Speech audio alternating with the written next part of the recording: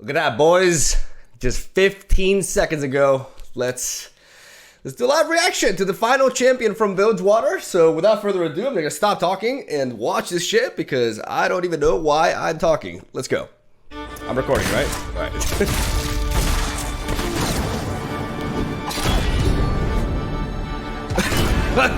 Those monkeys? Nice. Fortune favors the bold. Nice. All right, so she's a 3-3. It's not showing what she does. It hasn't shown what she does, right? Fortune favors the bold. Okay. Make it rain? What does make it rain do? Wait. 2 mana fast, deal 1 to 3 different random enemies. I dig it. All right.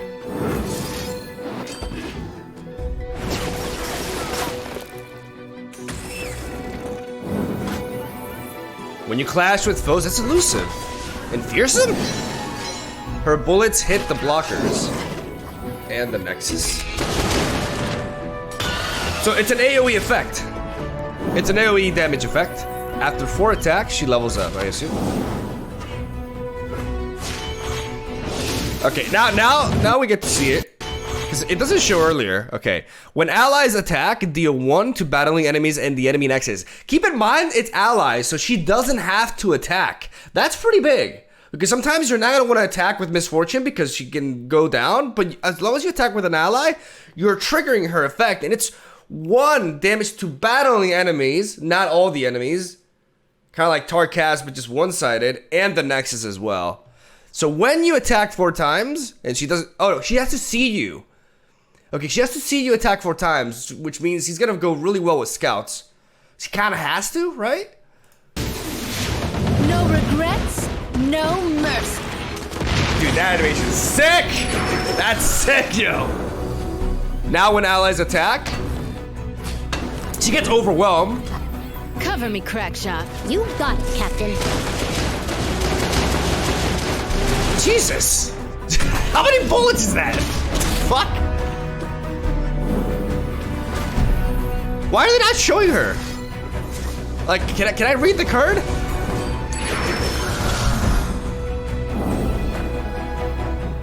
Book alive, Captain's here. Keep firing till they're... I want that monkey! Wait. I want that monkey! I just realized! Dude, what the fuck is this nonsense? Okay, but did I miss, like... When she levels up... Mercy. Okay. You can only, like, barely see it. When allies attack, deal 1 3 times to battling enemies and the enemy nexus. So it goes from 1 to 3. This is potentially really, like, she can actually work with Gangplank and the Powder Keg super well. And not only that, like, this has heavy implications, man. She also, like, does this work? This doesn't work with Funsmith, though, for example. Yeah, Funsmith is becoming kind of irrelevant after the set. I kind of feel bad for her. Because the Powder Keg synergy is just so much better. Funsmith has to be, like, a skill or a spell. And this is neither of those. This is just, like, an ongoing ability. But, again, she doesn't have to attack herself, but she gets overwhelmed, which is really neat. Wow. That's a really, really good effect. And it's really fitting, you know, because I've been looking into the champions from Bilgewater, and she, like, her like, ultimate ability is just, like, a shitload of bullets. She just, like, fires, you know, non-stop, so it's kind of fitting in that sense. I'm really intrigued for these cards, though. Fearsome, we have the first Fearsome and Elusive. Like, you're never gonna block this ever, basically, is their plan. Is she a 1/1? I assume she's a 1-drop. I mean, we'll look into that just now. But dude, that's have you seen like this last part? This is crazy. Dude, and are those like the cannons from your board? Fortune smile. Like Jesus Christ, how many shots was that? Oh, we see the ship too. Ooh, is the ship gonna draw? Cause we've seen like one big big boy card, tutor out a champion for each region. We've seen the one from Swain, the Leviathan. We've also seen the one from Freljord for Sejuani. And I guess the one from Bilgewater will draw, I'm assuming that's that, will draw Misfortune. Let's actually take a look at the cards. I mean, yeah, okay, the cards should be up. All right, they are. Sweet, sweet, sweet. Okay, let's take a look. Let's take a really close look. First of all, Misfortune and her signature card. So, yeah, basically what we saw, 3 mana, 3/3. Like, most champions like this, especially early game champions, tend to have the quick attack keyword, but she does not. And I like that. I like that they're not, like, making them all the same in that sense. She's looking fine, though. All right, bullet time, 0 mana. Oh, that's her skill, yeah. And this is, oh, wow, her signature card. She's like a low-cost champion, but her signature card is actually really expensive. 6 mana fast, double up, deal 2 to an enemy unit. If this kills it, deal 4 to the enemy nexus. This is an interesting card because it's very costly, right? It's very costly, but it is translating to 6 damage if it goes off. And with Misfortune's ability, this is very easy to enable. But it's also, like I said, very expensive, right? So if you go for this and the opponent goes for like a Glimpse Beyond, because this has to kill it, right? So this is very easy to counter, but it is representing a lot of damage to the face, right? I don't think this is a card that you play in your deck. I think it's just a card that you have to have because you're playing Misfortune and your other Misfortunes turn into this, which is it's not a bad card per se. I don't think it's good enough to warrant a slot on a deck on its own. Maybe I'm wrong, but I think it's highly counterable because it's very expensive. I think it's a neat way to balance out the champion. I've stated this before. Like sometimes, champions can be really good, and a good way to balance them is by making their signature card a little bit weaker, right? And I do think her signature card is definitely more, more limited in that regard. Let's take a look at the followers, though. Really, really interested to see. We're getting like a lot of early game guys. The Crackshot Corsair, when allies attack, deal 1 to the enemy nexus. So he's pinging. This guy reminds me of the Elemental from Magic the Gathering, like the 1-drop from Mono Red, basically. He doesn't have to attack himself, so you can attack him turn 1 when you play him if your opponent has no 1-drop themselves, and then from that point onwards, every time you attack with your other units, you're dealing 1 extra damage to the enemy nexus. The thing is, like, this card is very similar to the Legion Saboteur, but the big difference is the Legion Saboteur has to attack herself. This guy does not, or gal, rather. Definitely gal. Little furry gal. She only has 1 attack, though. So I'm not sure if, comparing the two, I'm not sure which one is more reliable, to be completely honest. But at the same time, this is a prime plunder enabler if I've ever seen one, even though it forces you to attack, right? And one of the things that you want to navigate around with a lot of cards, especially like the 4 mana plunder from Freljord, for example, that ramps you, is you want to be able to attack with them as well. So you want to find ways to enable the plunder without having to go for your attack during that turn. So this one doesn't really get you out of that requirement, right?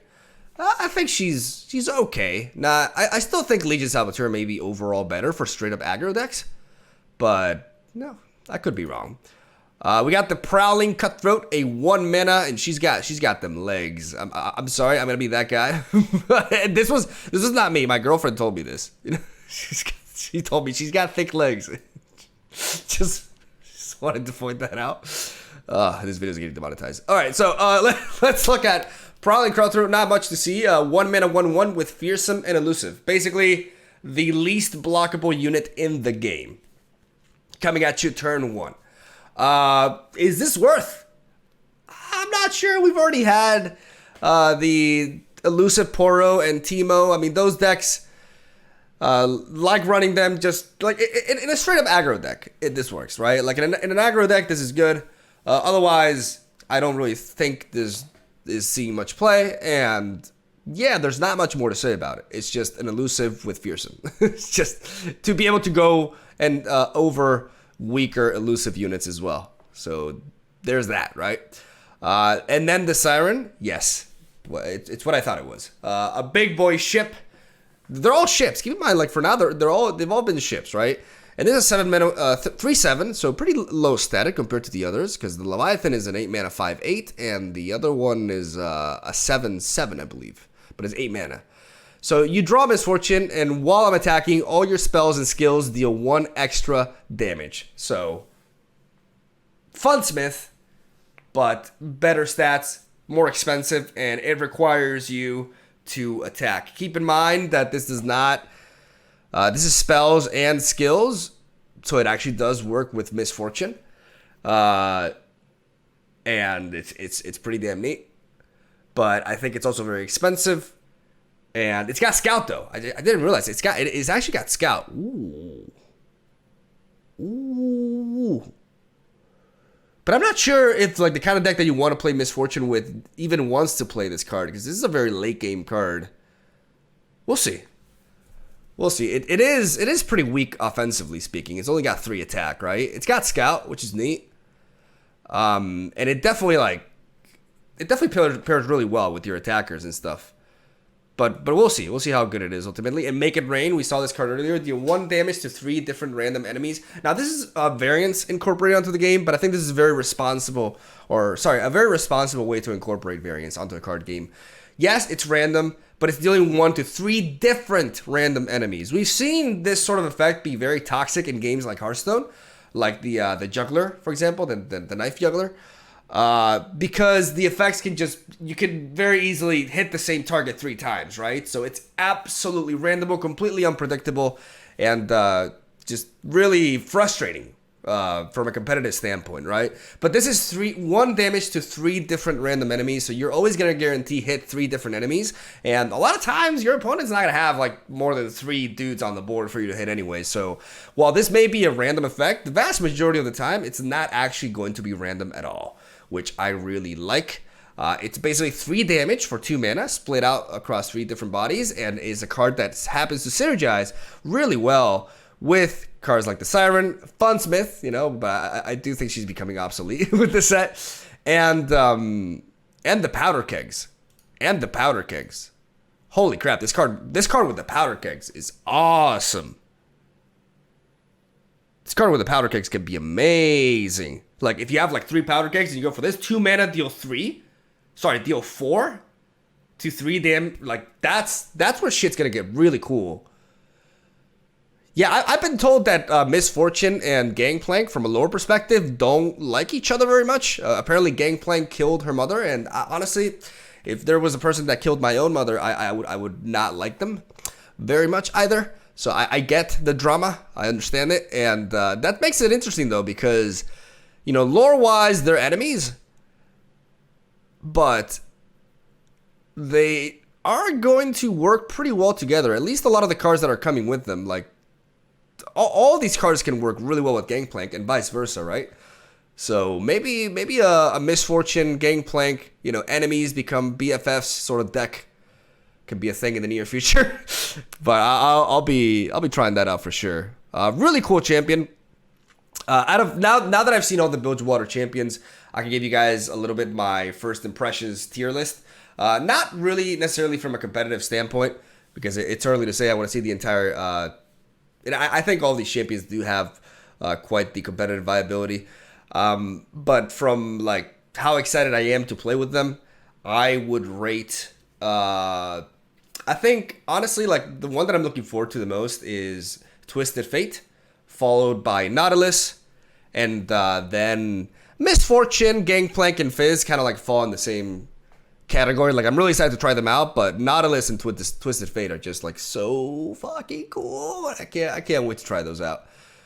But overall, this expansion is looking amazing. We're gonna get the full set later today, and you can bet your boy's gonna make a video on that. I'm gonna try to review most of the cards, give you guys my impressions on not only like flavor, fun factor, but also competitive power level as well. I like to have the entire information ahead of me before I jump to conclusions, because there's a lot of cards that we've been reviewing these past few days that did not really make much sense on their own, but now they do, with all this extra support. And I'm very, very excited for what's to come, man. Just tomorrow we just get to play with all this shit, and I get to buy my monkey and my board, and you know, who knows what else we're getting, because it is the official release of the game. So I expect a lot of extra shit to happen, like optimized graphics and more so like, you know, personalization for like your decks and your board and everything. We'll see if we get more, like a bunch of stuff. We could get a bunch of stuff, right? We just have to wait and see. But it's going to be pretty damn hype, and I can't wait, man. What do you guys think about Misfortune? Which one is your favorite champion from the Village Water? And which one are you excited to build around with the most? Let me know.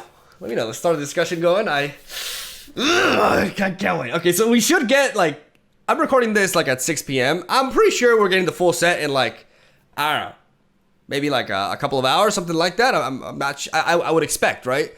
So yeah, I have to go to the supermarket to buy food, and it feels really bad because it's gonna take me a while, and I probably will have the full set you know, released when I get back, which makes me not want to go, but I need food to survive. So, you know, first world problems, right?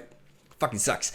Regardless, I'm going to stop talking. Hope you guys enjoyed the video. Let me know what you think about Misfortune, and let me know everything that you think about these cards. And that's all I got to say of this whole day. Thank you guys for watching, and I'll see you in a third video. Let's be honest. I'm not going to stop. Love ya. I'll see you around.